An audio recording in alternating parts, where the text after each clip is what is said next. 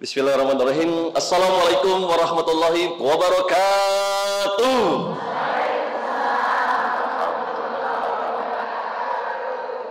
Alhamdulillah, Maha Suci Allah yang telah menciptakan alam semesta dan seluruh isinya, yang menciptakan manusia berpasang-pasangan hingga lahirnya seorang wanita, seorang ibu. Mudah-mudahan siapapun yang berkumpul di sini suatu hari nanti kembali dikumpulkan di surganya sekeluarga. Amin. Salawat dan salam kepada Nabi besar kita Nabi Muhammad sallallahu alaihi wasallam, yang menjadi contoh teladan bagi pemimpin orang-orang yang beriman. Mudah-mudahan putra dan putri kita pun menjadi manusia yang berakhlak Al-Quran. Apa kabar semuanya hari ini? Nah, jadi beberapa waktu yang lalu Abi safari dakwahnya di Pulau Sumatera. Di sana dilakukan pendidikan pelatihan untuk masjid dan majelis taklim. Ternyata seorang muslim yang memiliki kecerdasan otak kanan dan otak kiri ini dapat dilihat dari lisan dan bahasa tubuhnya. Sama ketika kita sedang sholat, otak kanan kita ingat kepada Allah dan otak kiri kita menggerakkan dengan gerakan sholat. Oleh karena itu jika Abu Fahri bertanya, apa kabar semuanya hari ini? Maka ibu bapak semua tidak cukup mengucapkan dengan lisannya saja, tapi ucapkan dengan gerakan tubuhnya, agar nanti kita semua terbiasa apa yang diucapkan, yang disampaikan selama ini kepada orang lain sesuai dengan apa yang kita lakukan. Oleh karena itu jika Abu Fahri bertanya kembali, apa kabar semuanya hari ini? Maka ucapkan dengan gerakan tubuh seperti ini, Alhamdulillah, luar biasa, Allahu Akbar, yes, yes, yes. Nah, bisa? Bisa? Ayo, kita coba dulu ya, kita coba dulu. Nanti mic-nya kalau mati lagi saya pinjam yang itu ya. Baik, kita ulangi lagi. Apa kabar semuanya hari ini? Alhamdulillah, luar biasa, Allahu Akbar, yes, yes, yes. Nah, ternyata nggak mudah kan melakukannya. Masih ada yang malu-malu melakukannya. Masih melihat ke kiri, ke kanan teman saya juga semangat atau tidak. Masih ada yang setengah hati melakukannya. Jikalau itu yang ibunda rasakan, berarti ada gangguan dengan kecerdasan otak kanannya. Nah, mic-nya mati lagi nih ya, Masya Allah ya. Dan tadi saya lihat ada yang mau melakukannya, tapi cuma dengan lisannya saja, cuma dalam hatinya saja. Dia nggak mau menggerakkan dengan gerakan tubuhnya. Berarti ada gangguan dengan kecerdasan otak kirinya. Dan kalau saya ulangi kembali, yang lain sudah bersemangat nih, Alhamdulillah, luar biasa, Allahu Akbar, yes, yes, yes. Nah, punten bunda ya. Ternyata masih ada yang tadi nggak mau melakukannya sama sekali, karena merasa apa-apaan ini Abu Fahri seperti anak kecil saja, sudahlah mulai tausiahnya, ceramahnya. Kalau itu yang bunda rasakan, berarti ada gangguan jiwa.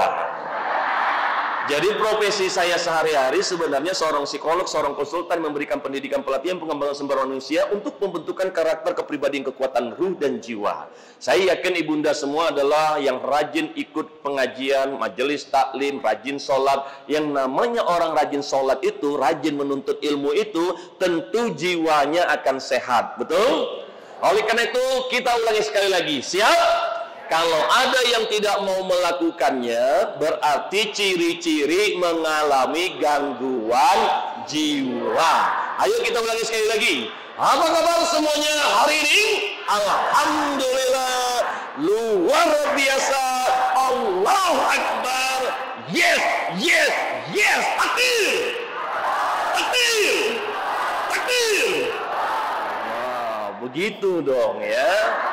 Jadi beberapa waktu yang lalu dunia kesehatan mempelajari gerakan yang barusan saya ajarkan. Ternyata barusan apa yang Anda lakukan itu mampu memompa jantung Anda, meningkatkan daya imun Anda, hingga akhirnya mudah-mudahan walaupun masih masa pandemik, kesehatan kita tetap harus terjaga. Dan mudah-mudahan yang sedang sakit diberikan kesembuhannya. Saya ucapkan terima kasih untuk panitia yang telah mempersiapkan acara kita beserta dengan guru-guru, para ustadz, para ustazah yang hadir hari ini yang saya tidak bisa sebutkan satu persatu. Mudah-mudahan siapapun yang telah terlibat dalam kegiatan acara kita pagi hari ini, Allah berikan kemuliaan di dunia, kemuliaan di akhirat. Anak, cucu, keturunannya Allah berikan rezeki yang cukup, diberikan kebahagiaan dan keselamatan. Biar berkah, mari kita mulai dengan bacaan basmalah bersama. Bismillahirrahmanirrahim. Jadi temanya pagi hari ini sangat menarik. Sebelum saya mulai, saya boleh cerita dulu nggak? Jadi background Abi ini sebenarnya adalah orang yang melakukan pendidikan, pelatihan, pengembangan, dan penelitian tentang kejiwaan manusia. Karena saya banyak menemukan ada orang rajin sholat berjamaah, selesai sholat masih juga marah-marah. Rajin ke pengajian, belajar ilmu agama dengan Pak Ustadz, tapi pulang dari pengajian masih juga marah-marah. Katanya rajin baca Quran, hafal Al-Quran, tapi selesai baca Quran masih juga marah-marah. Ngakunya paham ilmu agama, udah paham ilmu agama tapi masih juga marah-marah. Puasa bulan Ramadan 30 hari lamanya tak pernah terlewatkan, tapi selesai bulan puasa masih juga marah-marah. Katanya lah jadi ustazah, tapi masih juga marah-marah. Ngaku kaji lah tinggi kaji, tapi masih juga marah-marah. Jadi guru sekarang punya pondok tahfiz Quran, tapi udah punya pondok tahfiz Quran masih juga marah-marah. Lah berangkat ke tanah suci, ibadah umroh haji, balik dari tanah suci masih juga marah-marah. Katanya sudah mengaji kemana-mana, kenal dengan ustadz-ustadz kondang, punya guru spiritual hebat, tapi masih juga Yang saya khawatirkan ibunda dan panitia setelah ketemu Abi, pulang ke rumah masih juga marah-marah. Dan akhirnya tentu suami anak itu bingung nantinya. Mama tuh dari mana? Mama dari majelis taklim, belajar ilmu agama sama Pak Ustadz, nggak kayak kalian main handphone saja kerja kalian. Lalu kenapa pulang dari pengajian marah-marah? Memangnya tadi Pak Ustadz ngajarin marah-marah ya. Dan akhirnya saya diberikan kesempatan untuk menyampaikan materi dari buku bestseller yang hampir 15 tahun ini di Indonesia. Anda tidak akan temukan di toko buku manapun karena ini bukan alat baca. Ini untuk perubahan perilaku manusia yang berjudul Hidup Tanpa Marah. Jadi kalau betul Anda ini adalah ibu majelis taklim, jangan marah. Kalau betul Anda ada orang yang rajin baca Quran, orang rajin baca Quran itu makin lembut hatinya, bukan marah. Kalau betul Anda membuat diri Anda ceritakan ke masyarakat bahwa Anda tuh paham agama, jangan marah. Kalau betul Anda Bu Aji, jangan marah. Coba bayangkan Bu Aji mana, kok nggak datang lagi? Marah, kan nggak enak. Jadi kalau betul Anda ini adalah orang yang mengaku diri Anda tuh tinggi ilmu tauhidnya, ilmu ma'rifatnya, ya jangan marah.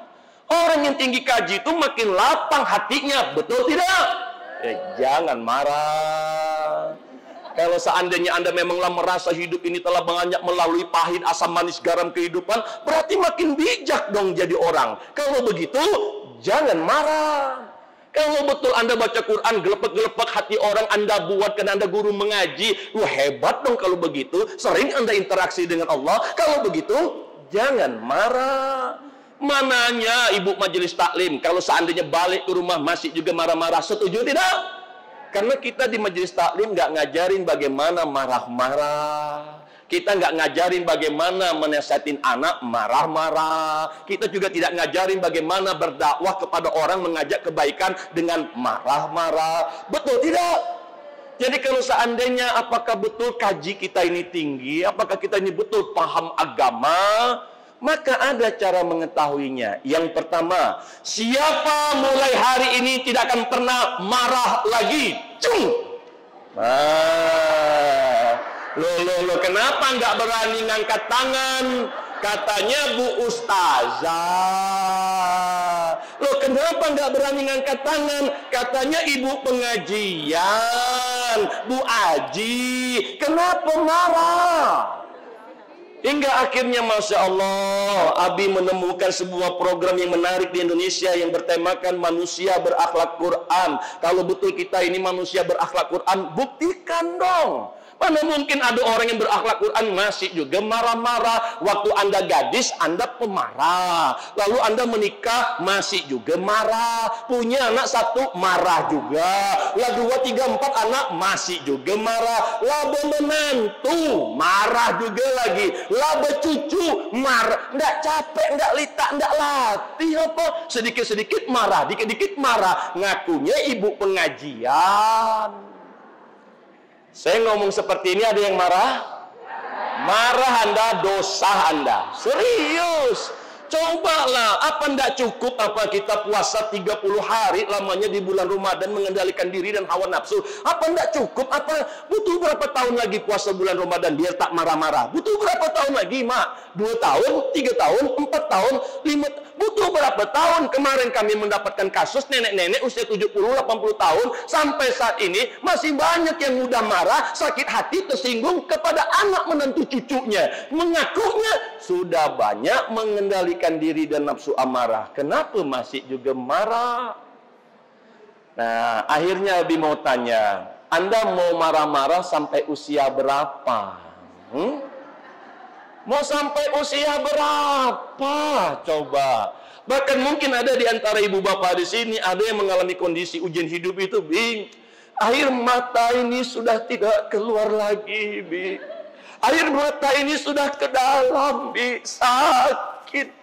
Tapi faktanya saya banyak ketemu orang itu muka dua. Khususnya Anda para istri, para ibu, para wanita. Paling pintar menyembunyikan kekurangan suami, anak, menantu di hadapan orang tua, mertua, teman, sahabat, tetangga. Seolah-olah hubungan rumah tangganya itu hangat, mesra, romantis. Padahal sebenarnya rapuh. Dan kalau betul kita ini adalah orang yang berakhlak Quran, tak bisa menyimpulkan dek gara-gara rajin ke pengajian lalu ngerasa akhlak Quran memang cukup apa? Banyak cara untuk mengetahui betulkah aku ini akhlaknya Quran. Contohnya, pernah nanya nggak ke suami, Papa kan tahu mama ini ibu pengajian, pengurus majelis taklim loh, dan ketuanya sekarang. Menurut Papa, mama ini akhlaknya sudah Al-Quran belum? Pernah nanya enggak?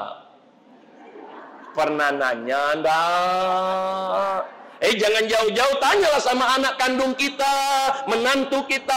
Nak, menurutmu bagaimana mamamu ini? Mama ini kan dikenal masyarakat orang yang saat ini sering mengadakan kegiatan kajian-kajian agama. Mamamu ini kan kalau dari lihat penampilan lah kayak ustazah nih. Menurutmu, nak, menantuku, mamamu ini akhlaknya sudah Al-Quran belum? Pernah nanya enggak? Jangan jauh-jauh, di sini mana pengurusnya? Pengurus boleh tanya, coba tanya. Kak, menurut kakak aku gimana? Akhlak aku ini Al-Quran belum? Coba tanya. Coba tanya. Coba tanya. Ya gimana mungkin Anda bisa mengatakan akhlak Al-Quran? Rupanya Anda kadang-kadang ngumpul berdua suka ngomongin orang. Tak suka sama orang, tersinggung dengan orang, curhat. Aku tuh sakit hati nengok dia macam dia aja yang lakinya tuh kaya, lakiku juga kaya, tahu, tersinggung. Sementara ibu pengajian. Nah sekarang ada yang berkata, tapi Abu Fahri, marah itu boleh Abu Fahri, asalkan pada tempatnya. Aku nggak pernah marah-marah begitu-begitu saja, tapi kalau aku merasa sudah pada tempatnya, aku marah Abu Fahri. Saya sering mendengarkan itu tidak hanya di Pulau Jawa, di Kalimantan, Sulawesi, Maluku, Papua juga seperti itu. Hanya saya mau tanya kepada ibunda semua yang hadir di sini, yang sering pengajian. Saya mau tanya, siapa di antara ibu di sini yang setuju marah itu boleh asalkan pada tempatnya? Cung, siapa? Saya pengen tahu apakah di Jogja juga banyak seperti itu. Siapa yang setuju marah itu boleh asalkan pada tempatnya? Angkat tangannya yang tinggi. Siapa yang ngajarin? Ustadz mana yang ngajarin Anda marah itu boleh asalkan pada tempatnya? Siapa yang ngajarin? Pondok pesantren mana? Kok bisa-bisanya? Apa Anda pernah mendengarkan Allah berfirman dalam Al-Quran, wahai hambaku, sesungguhnya marah itu boleh asalkan pada tempatnya? Ada Anda? Ada enggak? Lalu Anda belajar dari mana? Ayo, Anda belajar dari mana marah itu boleh asalkan pada tempatnya? Ayo, dari mana? Apakah Anda pernah mendengarkan Rasulullah yang menyampaikan, umatku, sesungguhnya marah itu boleh asalkan pada tempatnya? Ada enggak? Ada enggak? Nah, lalu kita belajar dari siapa? Ayo. Allah nggak ada mengajarkan marah itu boleh asalkan pada tempatnya. Rasulullah juga nggak pernah mengajarkan. Bahkan kalau ditanya ke Rasulullah, ya Rasulullah, apakah amalan yang paling utama? Jangan marah. Apakah amalan yang paling utama? Jangan marah. Apakah amalan yang paling utama ya Rasulullah? Jangan marah. Orang hebat, orang kuat itu bukan orang yang menang dalam bergulat, tapi orang yang mampu menahan nafsu amarahnya. Betul tidak? Tapi Abu Pari, kalau anak-anak sekarang, kalau kita nggak begitu, Abu Pari, kita nggak didengarnya, kita diinjak-injak. Paham saya. Saya tidak meminta Anda untuk menghilangkan ekspresi garang Anda itu kalau Anda tidak suka dengan sesuatu. Saya tak minta Anda menghilangkan itu. Saya juga tidak minta menghilangkan Anda wajah yang masam Anda itu kalau seandainya mereka berbuat salah. Saya tak minta Anda menghilangkan itu. Tapi kita berbicara tentang hidup tanpa marah. Ekspresi boleh garang, suara boleh lantang, tapi hati tetap tenang. Bisa tak?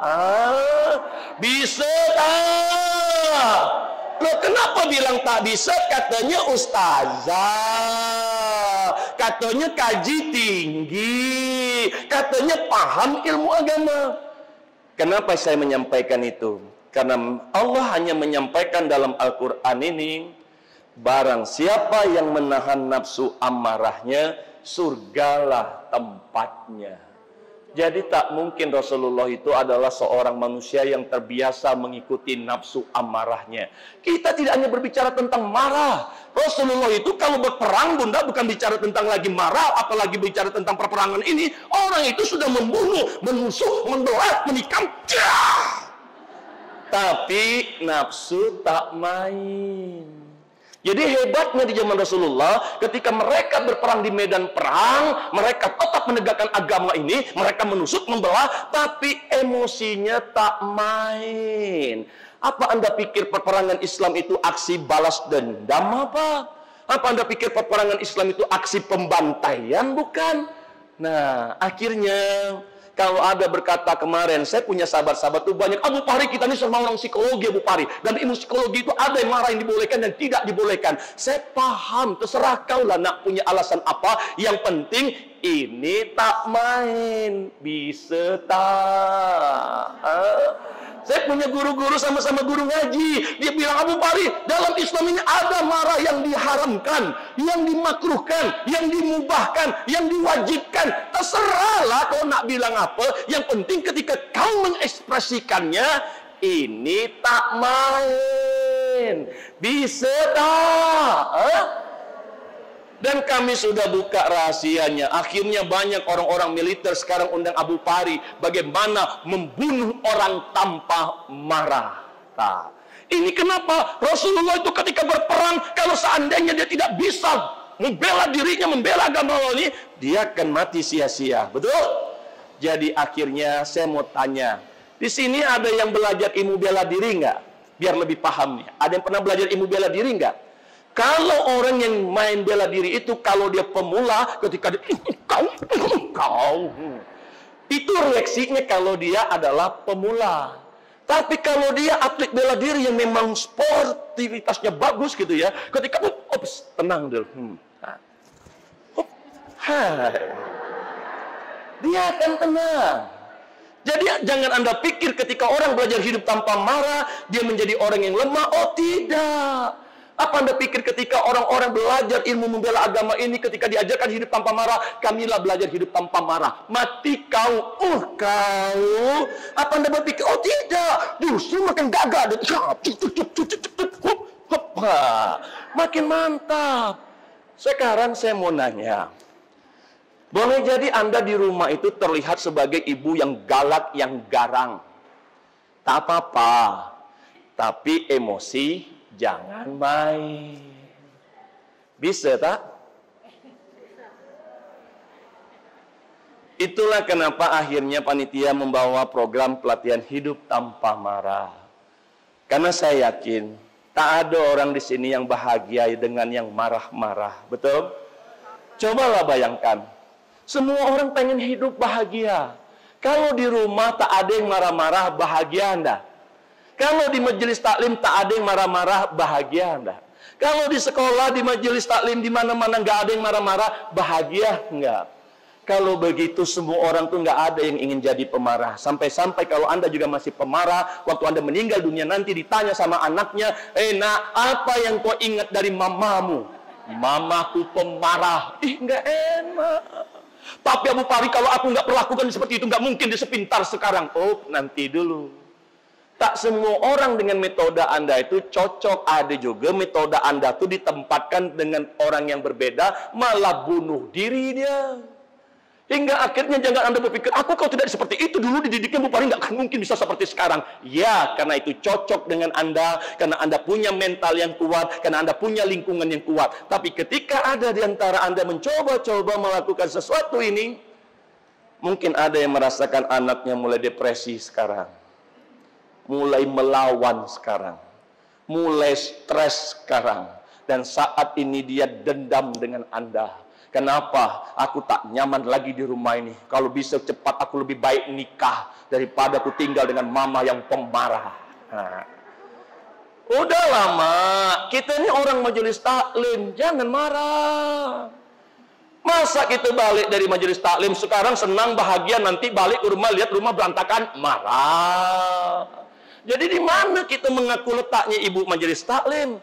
Tunjukin dong akhlak majelis taklim. Karena salah satu akhlak majelis taklim itu adalah dia tidak mudah mengikuti nafsu amarahnya. Setuju? Setuju? Nah, jadi Abi ulangi kembali.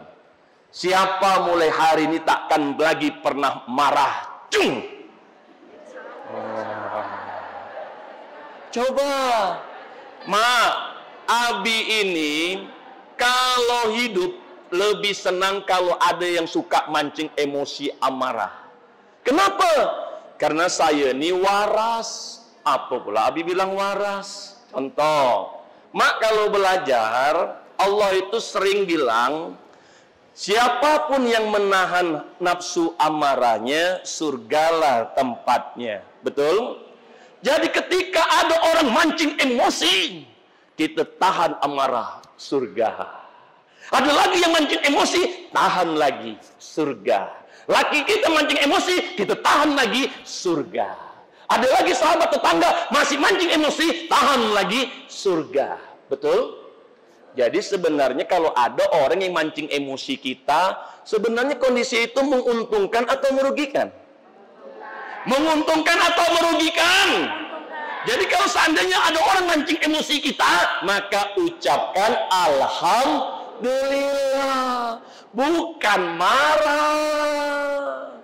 Kalau betul Anda kajinya tinggi, ya tunjukin dong. Orang dipancing emosi, dia tetap saja sabar. Alhamdulillah. Itu baru kaji tinggi. Jangan ngaku kaji tinggi, dikit-dikit tersinggung. Diingatin, tersinggung. Dinasehatin, tersinggung. Ditegur, tersinggung. Beda pendapat, tersinggung. Tak dihargai, tersinggung. Tak dihormati, tersinggung. Tak disebut namanya, tersinggung. Apa sih? Katanya ibu majelis taklim. Ngapa tersinggung? Saya ngomong seperti ini ada yang tersinggung enggak? Tersinggung Anda, dosa Anda. Serius. Jadi mohon maaf, biasanya Abi pengkondisian dulu ibu-ibu bapak semua karena orang psikologi. Maka dalam menyampaikan ilmu saya akan menggunakan berbagai macam pendekatan psikologi kejiwaan Anda. Makanya Abi dari awal tadi ngomong kadang-kadang suka nadanya tinggi, turunkan, naik lagi, tinggi lagi. Dan bahasa tubuh Abi sengaja ditengok, melotot-lotot dan menunjuk-nunjuk. Cuma ingin memancing emosi Anda. Kalau betul Anda adalah orang yang rajin ke majelis taklim, insya Allah Anda menahan diri dan Anda dapatkan surga. Itulah yang Allah janjikan. Jadi Masya Allah Bunda, Nabi aja diuji dalam hidupnya. Tak mungkin pula kita tak mau diuji. Rasulullah aja berhadapan dengan orang-orang yang memerangi dia, bahkan pengen bunuh dia. Tak mungkin pula kayak raja pula kita ingin diperlakukan sesuai keinginan harapan kita. Itu tak mungkin. Jadi kalau ya betul kita ini ulang mengaji kemana-mana, seharusnya Anda ini udah bagus kualitasnya. Nggak mungkin nanti tersinggung lagi, apalagi mudah nilai orang. Prasangka buruk sama orang. Tak suka dilihat di mata, nilai-nilai orang. Tuh mana namanya ibu pengajian? Tak enak terdengar di telinga cakap dia nih, cerita dia nih, nilai-nilai orang, prasangka buruk sama orang. Anda bilang Anda rajin sholat, sunnah ba'da udah dikerjakan, tahajud duha lah dibuat, ngapa kok masih gemudah nilai orang? Tuh di mana ngaku Bu Ustazah kalau masih gemudah menilai orang, prasangka buruk sama orang? Memang siapa kita ini, Tuhan apa berhak nilai-nilai orang? Bukan kalau menyampaikan tugas kita ini cuma menyampaikan, mengingatkan agar mereka beriman dan bertakwa, bukan ngasih petunjuk hidayah. Ngapa nilai-nilai orang? Jadi di mana Anda mengaku makom Anda tuh tinggi, Anda punya karomah yang Anda bilang tuh, ngapa ngomongin orang?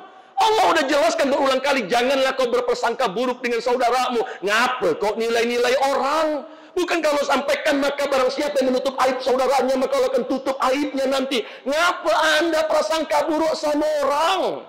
Anda ngaku adalah orang yang rajin baca Quran. Rajin baca Quran itu tak akan mungkin ngajarin kita mudah menilai orang, prasangka buruk sama orang. Tugas kita cuma menyampaikan. Kalaupun nak menyampaikan, itu pun dengan cara yang baik. Tak bisa dengan tangan kita, tak bisa dengan mulut kita, dengan hati kita, iman kita, doa kita. Itulah selama-lamanya iman, bukan nilai-nilai orang. Kenapa saya sampaikan begini? Penelitian kemarin menemukan ternyata dalam sebuah masjid ada jamaah yang tak suka sama imamnya. Lah kok bisa? Dan ada pula imamnya tak suka dengan salah satu jamaahnya. Dan ada pula jamaah yang satu dengan jamaah yang satu saling tak suka. Padahal mereka itu sholat masih juga di masjid yang sama setiap hari. Hanya kalau datang ke masjid, mana budak itu? Lebih baik dia di ujung, aku di ujung, daripada aku sakit hati nengok dia. Ternyata permasalahan ini juga terjadi dalam DKM masjidnya. Ada anggota DKM tak suka sama ketuanya. Udah mulai bawa-bawa kepentingan politik rupanya di sini. Dan ada juga ketuanya nggak nyaman dengan salah satu anggota, kayaknya niatnya ini cuma nak branding dirinya aja. Dan ada pula anggota yang satu dengan yang satu saling tak suka. Tahu tidak? Ternyata kejadian itu juga terjadi dalam majelis taklim. Ada anggota tak suka dengan ketuanya. Macam dia yang paham ilmu agama. Dia tak tahu siapa aku apa. Dan ada pula antar anggota saling tak suka. Kayak dia yang kaya, kayak dia yang cantik. Aku juga cantik. Aku ni mantan selebritis tahu. Antar anggota dengan yang satu pun saling tak suka. Padahal sama-sama di majelis taklim ni niatnya nak belajar. Malah di sini tersinggung. Malah di sini mudah nilai orang, prasangka buruk sama orang. Jadi mana yang disebut majelis taklim itu? Mana? Mudah-mudahan itu tak terjadi di sini. Ya. Kalau ada yang terjadi di sini, jangan marah. Jangan tersinggung. Katanya paham ilmu agama. Orang paham tuh makin lapang hatinya, bukan tersinggung. Betul tidak? Hingga akhirnya ibunda dan ayanda semua melihat usianya di sini bervariasi. Ada mak saya usianya di sini nenek gitu ya. Harapan saya, kalau tadi Anda terlihat wajah Anda tuh bahagia, ya karena memang Anda tuh bahagia gitu loh. Bukan dibahagia-bahagiain. Itu beda. Hingga akhirnya dari cara Anda duduk, cara Anda menatap saya, warna jilbab Anda keseragaman dengan gamisnya, bentuk lensa kacamata Anda, pesek mancung hidung Anda, tebal tipis alis dan garis mata Anda, jam tangan Anda ditaruh di kiri di kanan, bros baju Anda dan model tas Anda, ini mencerminkan karakter kepribadian Anda. Oh, sok tahu kau Bupari, melangkai Tuhan kau seolah-olah kau tahu siapa kami. Makin mudah saya mengenalinya. Jangan marah. Hiduplah tanpa marah, semua kan menjadi indah. Subhanallah. Jangan marah-marah bila kau kecewa. Jangan marah-marah, ambil wudhu segera. Bila kau kecewa, jangan kau berputus asa. Allah selalu ada untuk kita semua. Hiduplah tanpa marah, semua kan menjadi indah. Subhanallah. Udahlah. Ayolah mak, bentar lagi Ramadan lah nak tiba. Maka mantapkan diri. Aku Ramadan tahun ini memang momen di mana ku selesai bulan Ramadan benar-benar ku ingin fitrah. Tak lagi punya kebiasaan mudah nilai orang, prasangka buruk sama orang. Dan saya datang ke sini sudah rindu dengan Anda semua, sama seperti di majelis taklim yang dibawa Bunda Lisa. Saya itu yakin ibunda semua di sini anak cucu Adam kan? Saya juga anak cucu Adam. Jadi kalau saya atau bunda nengok saya tak ada rasanya bersaudara, maka ada yang salah tuh dengan Anda. Sementara Allah bilang ke saya bahwa Muslim itu bersaudara. Nah, oleh karena itu kemarin ada cerita yang menarik waktu selesai kajian. Ada kemarin dicerita seorang istri diomongin sama istrinya marah. Akhirnya dia merajuk pundung, larilah ke kamar, kunci pintu dari dalam, lari ke tempat tidur. Harapannya suami datang ketok-ketok, rupanya tak datang-datang. Makin tersinggung. Katanya ibu pengajian. Nah jadi yang cobalah mak, Allah bilang uji manusia dengan kebaikan, dengan keburukan. Takkan mungkin dalam hidup ini Anda tuh mau diperlakukan baik saja. Memang siapa betul kita nih? Nabi jadi uji dengan kebaikan dan keburukan. Hanya Allah itu menyampaikan siapa yang terbaik di antara kalian ini. Ternyata bukan yang paling cantik di antara kalian. Bukan siapa di antara kalian suami paling kaya, tinggi jabatan, kedudukan juga bukan. Bukan siapa di antara Anda yang paling tinggi kaji ilmu agamanya juga bukan. Tapi Allah menjelaskan dalam Al-Quran itu sebaik-baiknya manusia adalah yang paling takwa, yaitu taat sama perintah Allah dan menjauhi segala larangannya. Kalau Anda sudah disampaikan bahwa mengikuti nafsu amarah itu dosa, ya jangan marah. dibilang sama Allah berprasangka buruk dengan orang lain itu dosa, ya jangan nilai-nilai orang. Jangan ngaku diri itu bertakwa, rupanya cuma merasa. Orang yang bertakwa dengan merasa itu beda. Yang merasa ini ada unsur kegeeran. Dia yang merasa bertakwa, orang lain tak ngerasa.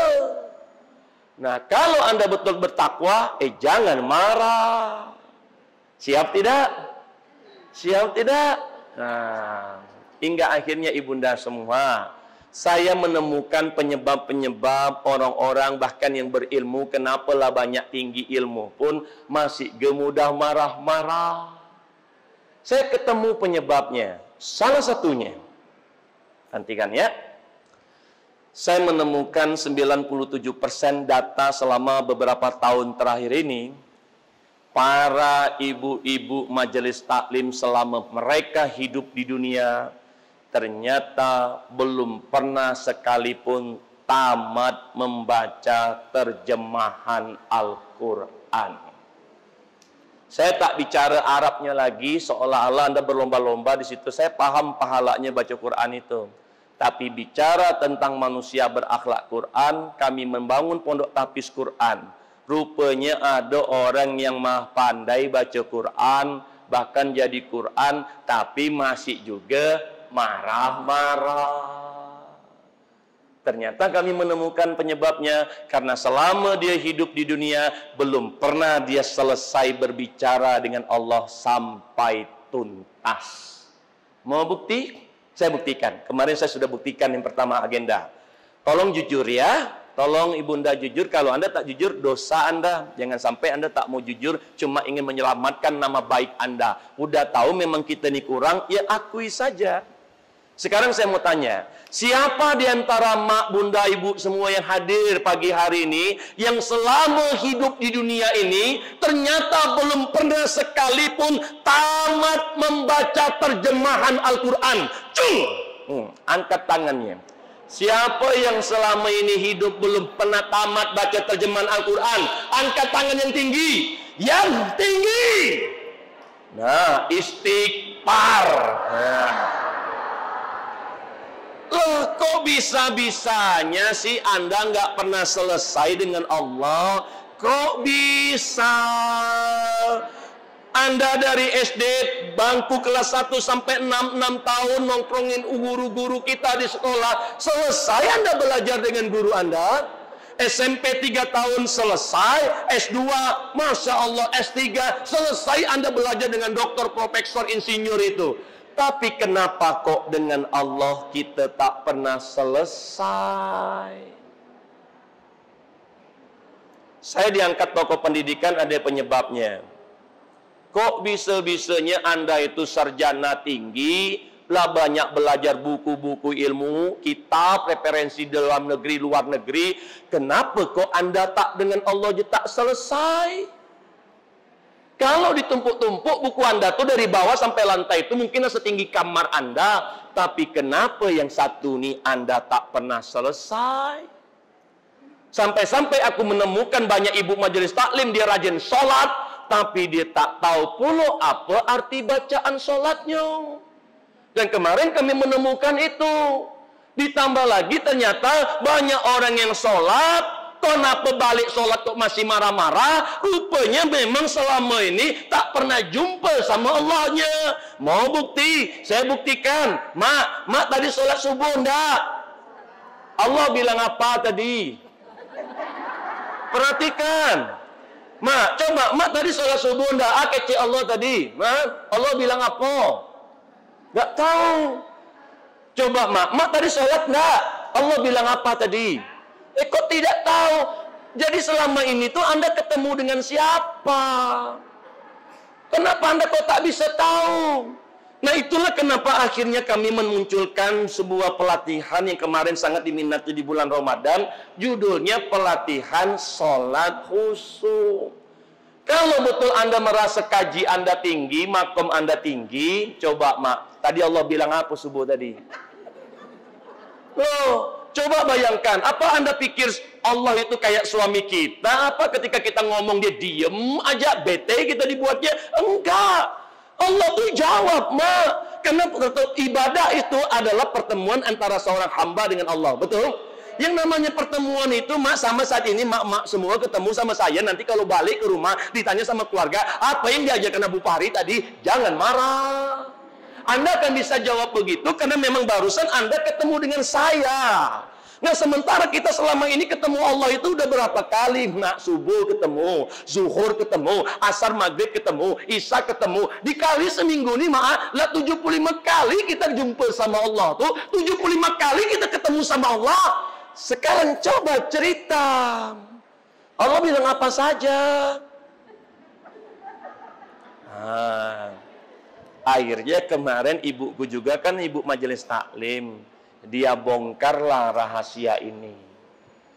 Rupanya banyak ibu majelis taklim, dia sholat, selain dia tak tahu apa yang dia baca, mak, dia tak pernah merasa berkomunikasi dengan Allah. Jadi dia cuma merasa sebelah arah saja. Beda guru-guru kita, mak. Allahu Akbar. Bahkan sampai ada yang terisak-isak menangis di awal takbirnya. Nah, kalau Anda tak bisa jawab apa yang saya tanya tadi, jangan-jangan ada di antara ini sholatnya masih seperti ini. Coba jujur, siapa di antara ibu-ibu, mak, nenek di sini ketika sholat masih sering terjadi begini? Allahu Akbar. Masih sering ingat masakan, cucian, jemuran, ingat handphone, kunci rumah, ingat anak. Siapa yang sholatnya masih sering seperti itu? Jujur, angkat tangan yang tinggi. Yang tinggi. Istighfar.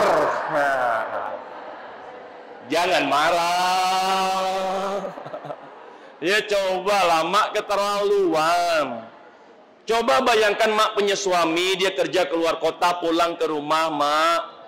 Dia peluk Anda, dia cium Anda, dia tidur dengan Anda. Tapi ketika suami Anda pulang memeluk, mencium dan tidur dengan Anda, ternyata yang ada dalam pikiran dan hatinya bukan Anda, tapi wanita lain. Gimana rasanya? Gimana rasanya? Nah, yang menjadi pertanyaan kita, sudah berapa kali kita memperlakukan Allah seperti itu?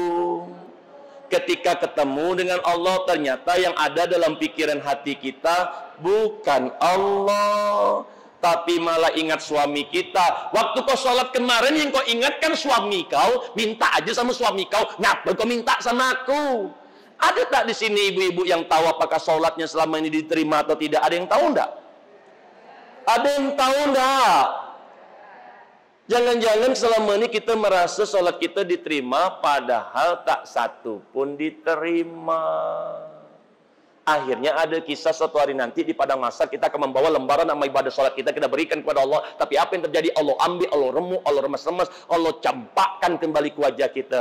Allah tak terima. Sholat itu dampaknya mencegah kita dari perbuatan keji dan mungkar. Maka tak mungkin kalau betul sholat kita ini baik, mana mungkin marah. Mana mungkin mudah nilai orang, prasangka buruk, dikit-dikit tersinggung dikit. Mana mungkin. Dalam sholat itu diajarkan tentang ketaatan. Dalam sholat itu diajar tentang kesabaran, kelembutan, kerendah hatian, diajarkan tentang tawadu, diajarkan tentang merendahkan diri serendah-rendahnya, diajarkan tentang kasih sayang. Tak mungkin keluarnya itu perbuatan keji dan mungkar. Mudah-mudahan suatu hari nanti ketemu Abi dalam pelatihan sholat khusyuk. Untuk selanjutnya, karena di muka bumi ini ada satu hal yang kalau kita lakukan dengan baik, baiklah seluruhnya. Nak jadi istri orang jadi baik, nak jadi pejabat jadi baik, nak jadi pengusaha jadi baik, nak jadi guru jadi baik, nak jadi dokter bidan jadi baik. Pokoknya kata Allah tuh, kalau yang satu ini kita buat dengan baik, baiklah seluruhnya. Apa tuh? Sholat. Kalau sholatnya baik, maka baiklah seluruhnya. Bahkan yang pertama kali dihisap itu adalah sholatnya. Nah sekarang kok bisa usia sekarang kok tidak tahu arti bacaan sholat? Inilah yang disebut orang mabok itu. Dia ngomong sesuatu ke Allah, tapi dia sendiri tak tahu ngomong apa. Makanya kalau ada anggota majelis taklim ada yang tersinggung, ada yang baperan gitu kan ya, ada yang mudah nilai-nilai orang, banyak gaya, jangan marah. Masya Allah. Oh mak, ya mak, ya karena Abi itu banyak menemani, Anda berhak kok jadi istri yang bahagia. Anda berhak menjadi seorang ibu nenek yang bahagia. Kalaupun saat ini anak Anda itu suami ada yang nakal, degil, bermasalah, sulit diatur, tak tahu masa depannya mau jadi apa, itu kan saat ini. Kita tidak tahu yang terjadi 3, 5, 10 tahun ke depan, mak. Boleh jadi orang yang kita bilang nakal, degil, bermasalah, sulit diatur, tak tahu masa depannya mau jadi apa. Boleh jadi suatu hari nanti lebih baik dari kita. Betul enggak? Kejadiannya lah ada contohnya di Indonesia. Anda kan masih ingat nggak almarhum Ustadz Jepri Bukhari? Masih ingat? Saya ketemu emaknya, ketemu abangnya, ketemu adik-adiknya. Ternyata beliau itu punya masa lalu. Ternyata sebelum dia tutup usia, mak, banyak hal yang dia buat, mak. Tidak hanya Indonesia yang merasa kehilangan beliau, Asia Tenggara, Eropa pun merasa kehilangan beliau. Jadi kalau lihat usia mak ini mungkin masih ingat Gito Rolis. Masih ingat mak Gito Rolis? Dulu penyanyi musik rock metal. Tapi ketika sebelum tutup usia dia hijrah, albumnya menjadi album religi. Dia berceramah kemana-mana, banyak kasih nasihat. Siapa lagi tuh? Orang Sumatera Barat, Dery Sulaiman. Rupanya dia pernah di Bali, banyak hidup yang telah dia lalui, dia cerita. Rupanya menjadi jamaah tabligh, syiar dakwah kemana-mana. Lalu siapa lagi? Banyak. Termasuk guru-guru yang Anda bilang hebat tuh. Boleh jadi guru-guru yang kita katakan hebat, ternyata dulu juga punya masa lalu. Iya kan? Sama dengan kita semua yang ada di sini. Anda juga semua punya masa lalu kan? Iya kan? Sekarang aja nongkrongnya di majelis taklim. Dulu nongkrongnya di mana? Sekarang aja lah berjilbab-jilbab panjang, lah bergamis-gamis. Dulu gimana? Masya Allah, sekarang kumpul di majelis ilmu ini terlihat wanita-wanita ahli surga. Terlihat dari pancaran wajah cahayanya akan berkumpul dengan keluarga kembali sekeluarga. Hingga akhirnya kita saja bisa seperti sekarang ini nih, bisa duduk di tengah-tengah majelis taklim ini saja. Banyak cerita sebelumnya, banyak proses yang harus dilalui. Betul? Jadi anak menantu cucu kita juga butuh waktu, proses. Kita aja butuh proses. Waktu orang meminta Anda untuk berubah, orang tua suami Anda kan butuh waktu untuk berubah kan? Dan Anda butuh orang itu juga sabar kan? Berarti anak menantu kita juga butuh kita sabar. Barang siapa mengikuti nafsu amarahnya, neraka. Tapi kalau kau tahan, surgalah tempatnya tuh. Jadi kalau Anda bertemu dengan orang-orang suka mancing emosi, seharusnya Anda ucapkan Alhamdulillah. Nah, ada lagi cerita. Bi, anakku sedang diuji sama Allah, Bi. Padahal yang diuji itu bukan anaknya. Yang diuji itu Anda, ibunya. Jadi gimana pun tak uji mereka ini, ibu-ibu majelis taklim. Kemarin ibu-ibu majelis taklim dia datang ketemu aku sholat, Bi. Dia berdoa, ya Allah, jadikan aku orang yang sabar. Ku kirim anaknya kurang ajar, marah. Kubuat lakinya tak paham-paham, marah. Lah dia yang minta jadikan aku orang yang sabar, ku kirim menantu kurang ajar, marah. Sudah Anda yang minta, Anda pula yang marah-marah. Jangan tersinggung. Nah, ya mak ya. Jadi cerita yang begitu panjang membuat Abi membuat sebuah program mabrur sebelum ke Baitullah. Jadi mungkin di antara Anda di sini ada yang merasa kayaknya aku nih Bi tak mungkin keberangkat karena suci itu Bi. Laku tabung-tabung atau pakai lagi buat bayar utang suamiku. Laku tabung bi, ya Allah bi, anak ini pula dapat masalah, terpaksalah aku modali dulu. Lah dimodali habis bi, ku coba tabunglah dengan lakiku. Allah ya Karim bi, cucu pula lagi yang kena masalah. Akhirnya adalah jangan kecil hati dulu dan berputus asa.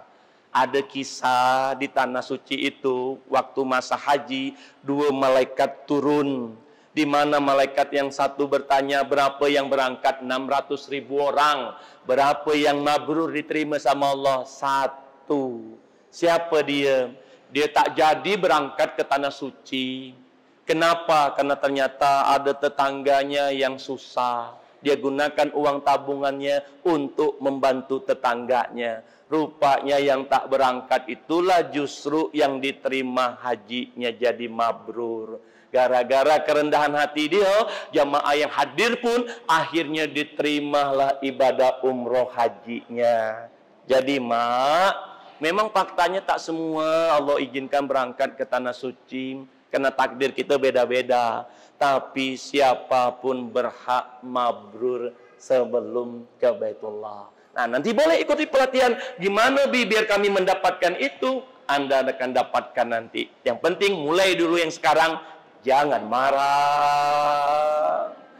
Ya, kalau Anda lah tak berangkat ke tanah suci, marah-marah juga. Apanya yang mabrur? Akhirnya berangkat orang ke tanah suci beberapa tahun yang lalu sebelum pandemi. Balik ke Indonesia, kumat lagi.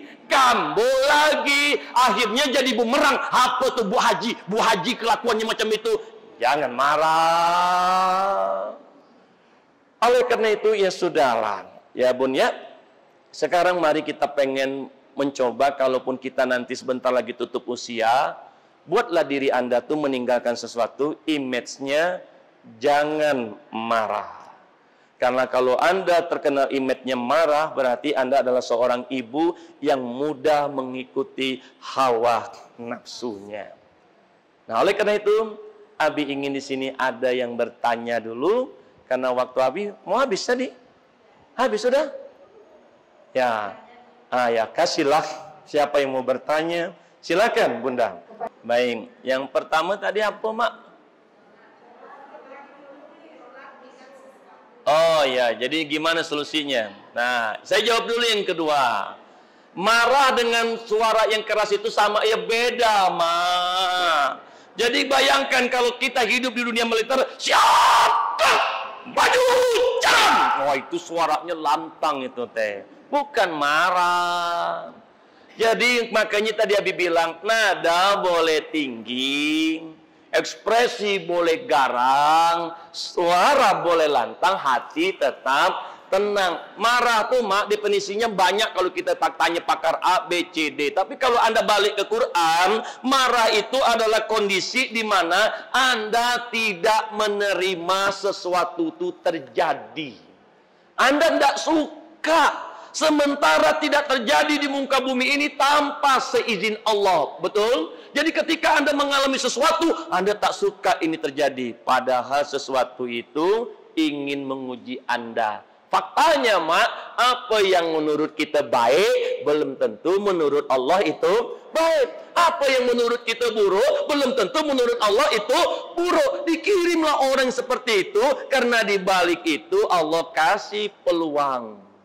Kalau kau sabar, tahan surga.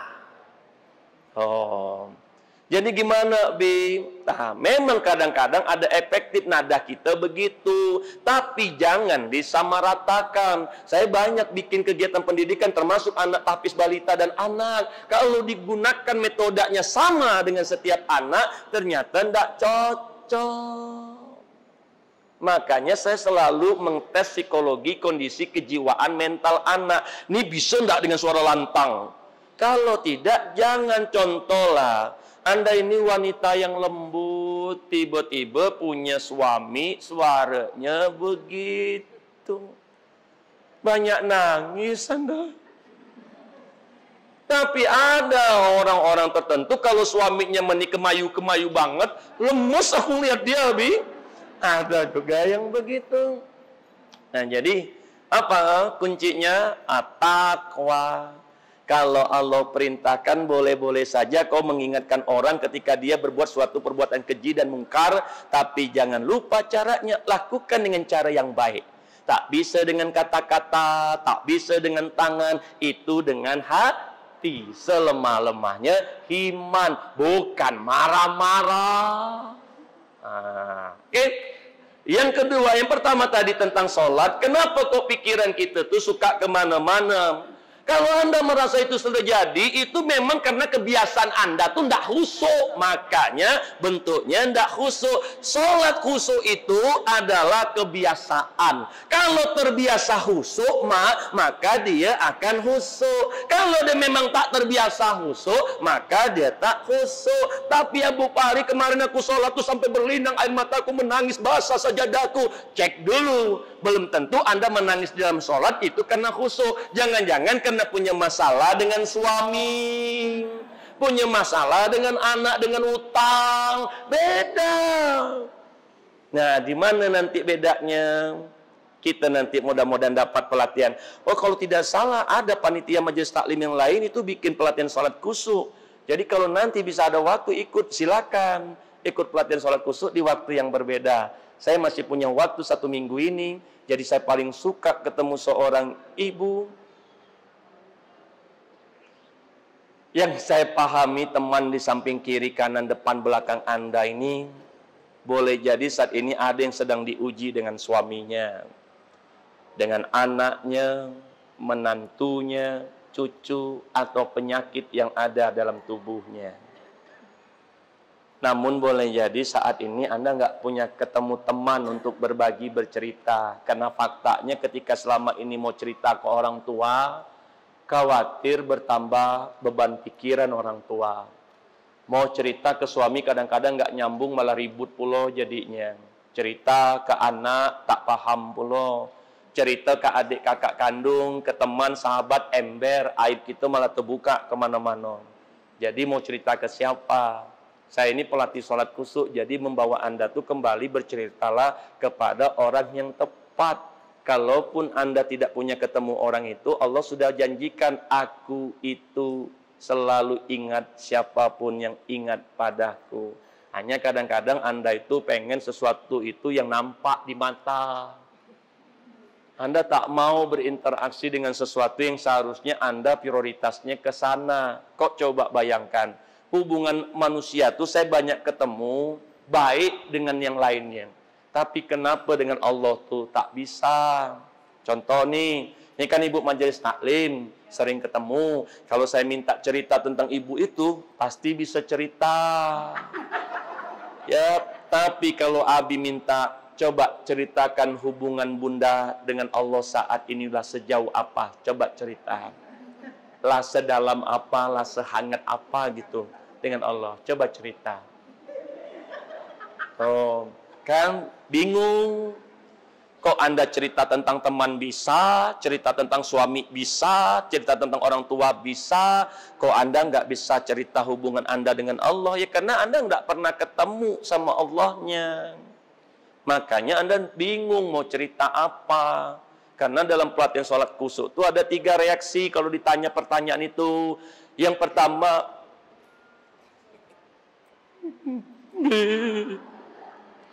terbata-bata dia mau cerita hubungannya dengan Allah itu karena saking dalamnya, tapi air matanya berlinang.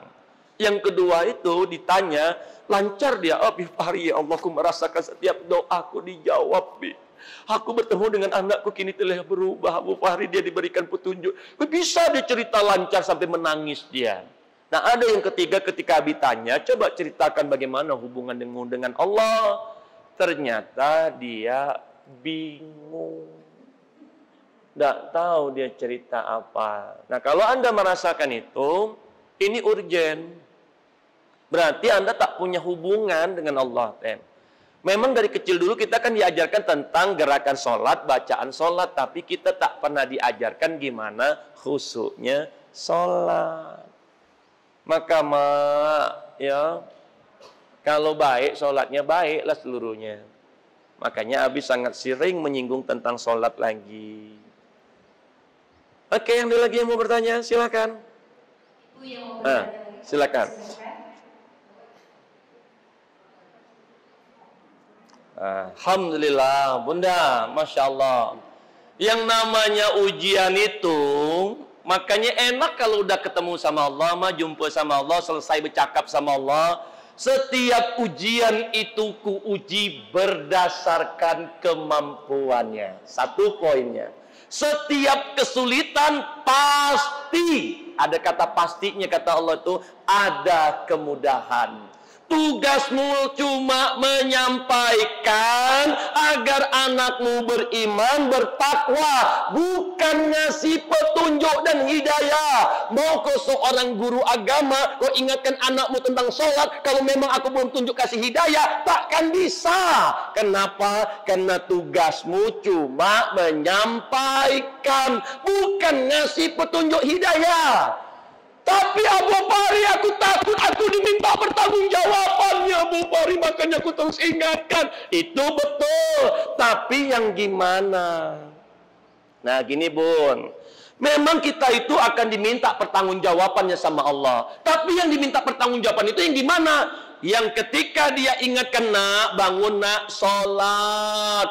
Apalah mama ni ganggu, nak bangunlah nak sholat, pergilah ma, nak bangunlah sholat, terserah kau kalau begitu. Kalau tidak mau dikasih tahu, terserah kau kalau begitu. Nah, ini yang diminta pertanggungjawaban, bukan ibu-ibu yang ketika anaknya tak mau sholat-sholatlah, nak pergilah ma, nak sholatlah, nak ganggu aja mama ni, nak bangunlah apa-apa, nak sholat nak. Bukan ibu yang selalu mengingatkan anaknya untuk beriman dan bertakwa.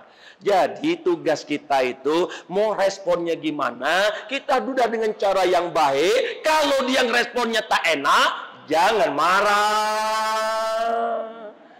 Yang terjadi itu ibu-ibu itu ketika ngingetin anaknya, ketika tidak ngikut marah. Ketika tidak ikut, awas jajan kau nanti dipotong ya. Kalau tidak ikut, cubitnya anaknya. Kalau tidak ikut, disiramnya anaknya. Kalau tidak ikut, keluar dari rumah ini. Bukan begitu. Jangan marah. Jadi gimana cara menghadapi anak-anak kita yang mungkin tidak sesuai dengan keinginan dan harapan Anda? Balik lagi, nanyanya jangan ke Abi. Tanyalah ke Allah itu. Ya Allah, gimana aku menyikapi anak-anakku ini? Kau tahu betul begitu cinta rasa sayangku kepada anakku. Aku takut dia terjebak di api neraka-Mu, ya Allah. Tapi gimana caraku agar aku tidak bisa salah langkah lagi? Maka Allah ingatkan kembali. Tugasmu cuma mengingatkan. Tak bisa dengan tangan, dengan mulutmu, dengan hatimu. Itulah selemah-lemahnya iman. Dan barang siapa yang berserah diri padaku, keteguhkan kedudukannya. Karena melihat kau kayaknya lah seperti itu, Allah tiup ke hati anak kita petunjuk hidayah, akhirnya dia berubah. Hai Abu Fahri, tahu enggak Abu Fahri kenapa anak-anak ibu-ibu ini Abu Fahri belum juga aku berikan petunjuk hidayah? Tahu enggak kau kenapa? Karena ibunya tuh tak lulus-lulus. Anaknya tak patuh, marah. Kuulang lagi. Anaknya masih begitu juga, marah lagi. Kuulang lagi. Coba aja anaknya marah. Ya Allah, mudah-mudahan kau berikan kelembutan hatinya. Aku doakan dia bahagia. Wih, mantap hambaku ini. Kayaknya lah lulus. Aku tunjukkan hidayah buat anakmu ya. Tuh. Tapi karena nengok Anda tak lulus-lulus, besok diulang lagi. Karena ngakunya ustazah. Ngakunya majelis taklim. Nah, jadi Bunda, gimana dengan anak kita nih? Kita ikuti aja cara Allah yang dijelaskan melalui para nabi cerita dalam mendidik anak. Kan banyak kisah. Bahkan nabi pun tidak bisa menyelamatkan anak, istri, keluarga, orang tuanya sendiri. Apalagi kita. Paham Bunda? Nah, oleh karena itu, satu kesimpulan dari Abi, saya ingin Ibunda selesai bertemu dengan Abu Fahri, selesailah bercakap dengan Allah. Selesailah bincang dengan Allah tuh, Mak. Maksud Abi begini, Mak tuh kan lah sering dengar ustadz, lah sering dengarkan guru, lah sering dengarkan motivator, praktisi parenting, pendidikan, training, workshop, online, offline. Anda tuh kan lah sering ikut kegiatan itu kan, dan Anda udah selesai dengan mereka. Sekarang Kalau memang belum juga terjawab masalah-masalah Anda, boleh jadi memang Anda salah tempat. Mungkin udah saatnya Anda bertanyanya ke sini sekarang. Karena kalau Anda bertanya ke kami manusia biasa ini, sifat manusia tuh kalau dia bercakap suka ngurang-ngurangin, suka nambah-nambahkan, suka mendramatisir, betul nggak? Suka motivasi-motivasi. Kalau berbicara dengan Allah, maka Allah sendiri yang akan memberikan jawabannya untuk Anda. Nah, oleh karena itu, niatin ya, selesai dengan Allah. Kalau Anda tak selesai dengan Allah, Anda akan bermasalah lagi hidupnya. Contoh, tentang anak saja. Ini ibu pengajian udah sering dengar Al-Quran, kitab dibacakan sama yang lainnya. Abi mau tanya aja ya, tentang anak aja. Anak yang Allah berikan, yang Allah titipkan kepada kita selama ini, untuk menyenangkan atau untuk menyusahkan? Untuk menyenangkan atau untuk menyusahkan? Kompak Anda bilang untuk menyenangkan. Siapa yang ngajarin Anda? Ustadz mana yang ngajarin anak itu untuk menyenangkan? Pondok pesantren mana? Coba kok bisa-bisanya Anda bilang anak itu untuk menyenangkan? Siapa yang bilang? Apa Anda pernah mendengarkan Allah berkata, wahai hambaku, sesungguhnya anak itu untuk menyenangkan? Ada enggak? Ada enggak? Atau pernah dengar Rasulullah, ya Rasulullah bagaimana tentang anak itu menyenangkan? Apakah Rasulullah pernah menyatakan bahwa anak itu untuk menyenangkan? Ada enggak?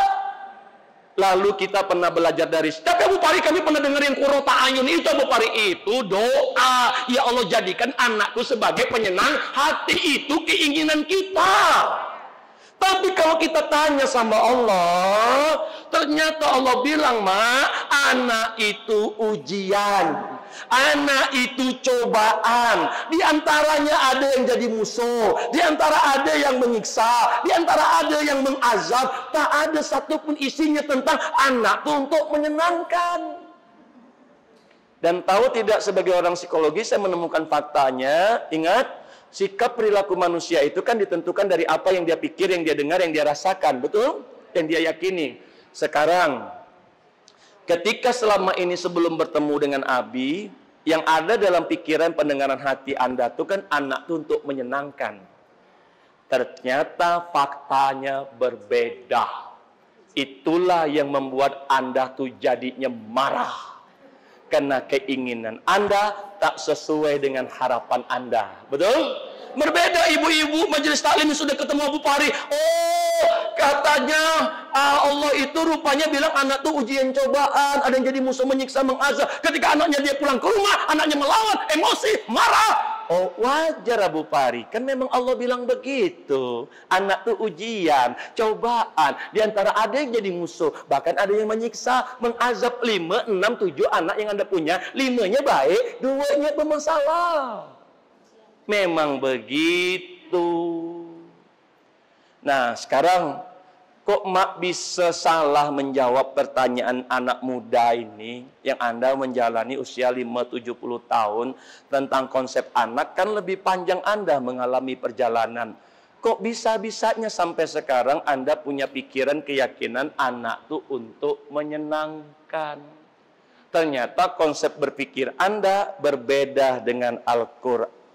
Ya wajar aku ingin anak untuk menyenangkan Abu Pari. 9 bulan aku mengandungnya Abu Pari, makan tak enak, tidur tak nyenyak, berjalan pun aku tak normal Abu Pari. Ketika melahirkan aku pun harus mempertaruhkan nyawa ya kalau normal. Kalau sesar 15 juta. Lahir dia ku berikan popok, ku TK kan, ku SD kan, ku SMP kan, ku kuliah kan, ku nikahkan dia. Bahkan ku modali dia. Wajar aku ingin anak untuk... Bukan masalah wajar atau ndak wajar, Mak. Masalahnya siapa yang ngajarin kita? Jadi kalau ya betul kaji ibunda di sini tinggi, saya tes dulu. Nek, nanti ternyata ketika nenek pulang, Nek, dimaki-maki, dihina-hina sama anak, menantu, cucu, ikhlas tidak? Oh, ikhlas. Ini baru kaji tinggi. Kalau Anda bilang tidak ikhlas, berarti Anda tidak ikhlas menerima seluruh isi Al-Quran. Laku bilang anak itu ujian cobaan, tak ikhlas kata kau? Namun jangan sedih dulu. Yo mak, di satu sisi anak tuh memang ujian, cobaan, diantara ada yang jadi musuh, menyiksa, mengazab. Tapi di satu sisi anak tuh investasi akhirat. Contoh mak, biar emak tuh paham, boleh ndak anak gadis tuh kesini temani Abi? Biar Abi lihatkan sesuatu yang jilbab pink, boleh kebantu Abi kesini nak? Boleh yang abu-abu juga boleh, ayo dua-duanya di sini. Boleh? Boleh sini nak. Abi liatin sesuatu ke mak semua fakta hidup ini. Sini nak, sini sama Abi sayang. Ayo sini sayang, sini. Ayo kasih jalan bunda, kasih jalan. Sini, Abi kasih anak ya, Abi kasih jalan. Sini duduk sama Abi. Sini nak. Ayo di sini. Sini. Oh takut ya di sini. Kasih dekat. Ayo sini nak. Ayo duduk di sini. Ayo duduk di sini nak. Ayo tidak mau. Yang ini mau tidak? Sini sama Abi. Ayo manis sini. No, ya sudahlah. Kalau tidak ada Abi saja. Anggap saja Abi ini seorang anak ya. Paham? Perhatikan. Satu sisi anak tuh memang ujian dan cobaan mak. Tapi mak tuh jangan ngelihatnya kurangnya aja. Sampai-sampai mak tak nampak lihat apa positifnya selama ini. Perhatikan. Mak bayangkan saya ini anak kecil itu. Ini celana baju anak yang kita pakaikan itu kita pakai uang dari uang kita. Betul? Ketika anak itu pakai baju dari kita beli, pagi dia pakai, sore baru dia lepas kembali, maka dari pagi sampai sore itu pahala untuk kita datang terus mengalir tak habis-habisnya. Betul tidak? Itu mak, ternyata dia sampai ke rumah, dia makan nasi kita. Satu butir kebaikan berbuat 7 butir berbuat 70, 700 dan seterusnya. Lah berapa banyak nasi yang telah kita suapkan ke mulut dia, itu kita dapat tidak kurang lebih sama setiap kita setiap harinya. Apalagi mak, itu piring, itu sendok kita yang punya, dia pakai mak, Allah janjikan kebaikan, Allah balas 10 kali lipat. Ternyata Allah hitung lagi. Dia mandi pakai di kamar mandi, itu alat mandi kita yang punya, dihitung lagi. Air kita yang bayar, dihitung lagi. Nanti dia tidur malam pakai tempat tidur itu kita yang punya, dari dia tidur sampai dia bangun kembali, itu pahala untuk kita datang terus mengalir. Itu selimut punya kita, itu sikat gigi punya kita, itu kasur punya kita, itu bantal punya kita, itu kursi punya kita, itu sepatu punya kita. Itu dia lakukan setiap hari pakai mak. Ternyata besok kita mati, dia masih hidup 60 tahun lagi. 60 tahun dia menggunakan itu, amal ibadah terus mengalir kepada kita. Dia sholat mak, 60 tahun dia sholat, kita sudah mati mak, 60 tahun itu penghala terus mengalir untuk kita. Anda pernah menghitung itu enggak? Ini peci anak yang Anda beli-belikan selama ini, selama dia pakai dari pagi sampai sore, Anda dapat pahalanya tidak kurang tidak lebih sama seperti yang Anda dapatkan selama ini. Sekarang saya mau tanya, di satu sisi memang di satu sisi ujian, tapi di satu sisi investasi akhirat.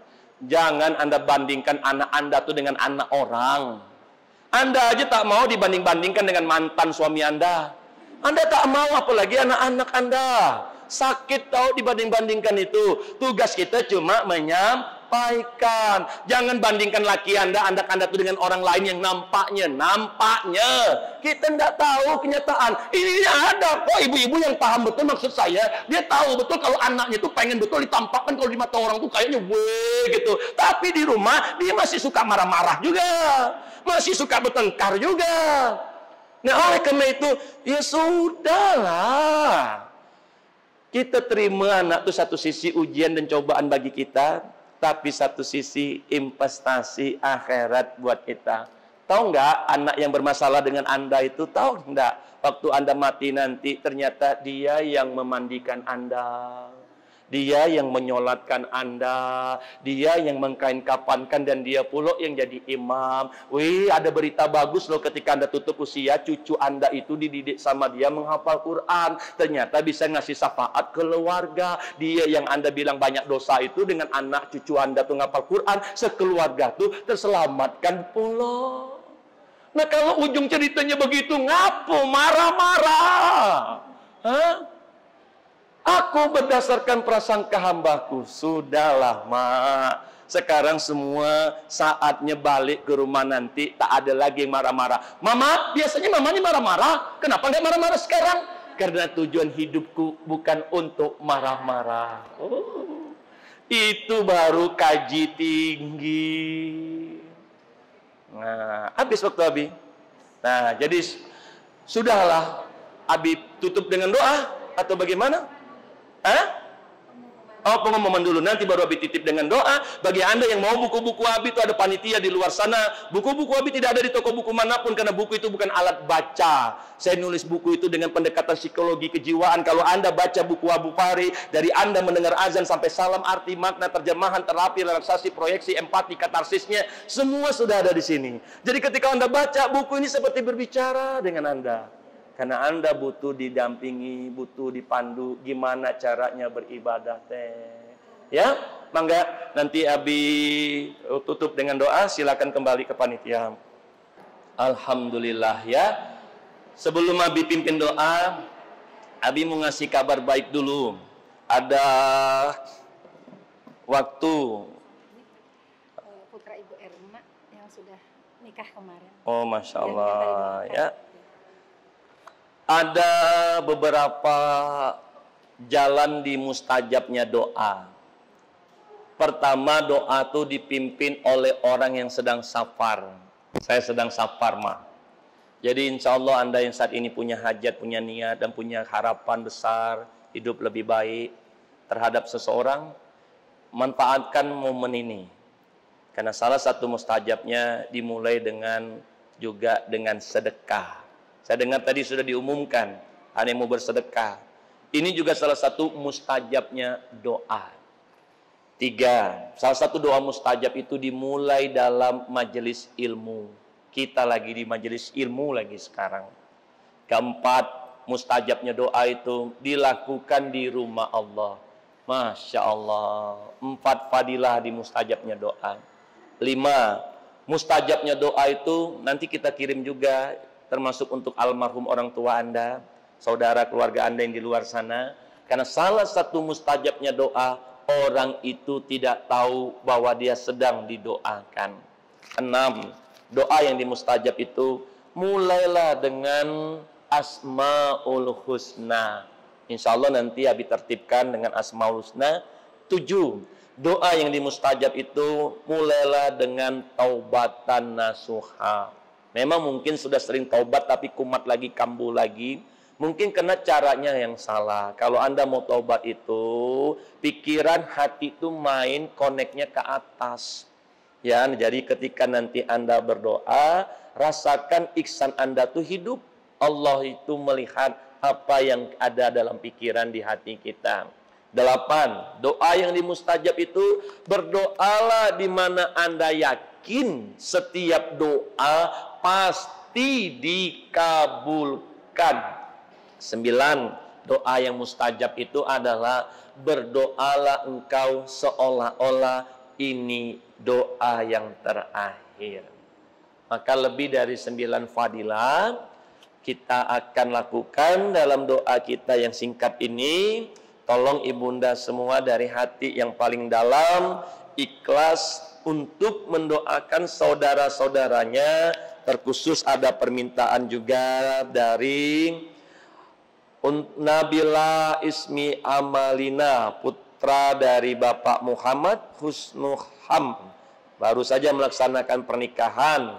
Dan untuk Anda juga yang baru menikahkan putra-putrinya, dengan Anda mendoakan pasangan ini, insya Allah doa Anda juga kembali nanti yang berjamaah ini untuk putra-putri kita. Kebaikan kembali kepada pelakunya. Siapapun yang mendoakan orang lain kebaikan, kembali kepada pelakunya. Begitu juga dengan sebaliknya.